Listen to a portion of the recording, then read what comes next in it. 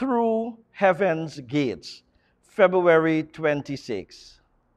We are living in an evil age. Because iniquity abounds, the love of many will wax cold. Enoch walked with God 300 years. Now the shortness of time seems to be urged as a motive to seek a righteousness.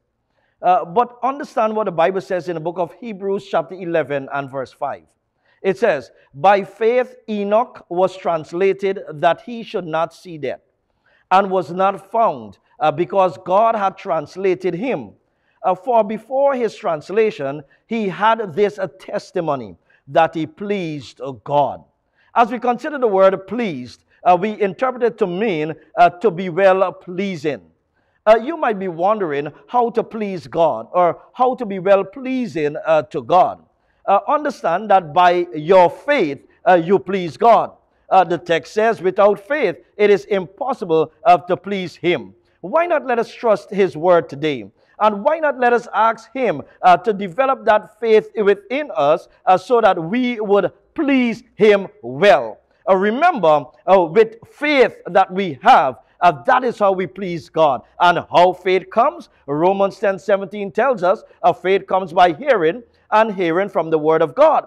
So when we ask God to increase our faith so that we can please Him, we're actually asking Him to give us a burning desire to read His word and to spend time in His word and in prayer so that our faith can be developed.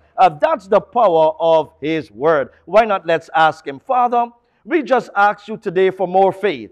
And of course, that comes with the knowledge that You should give us more desire, a more burning desire to spend time in Your word.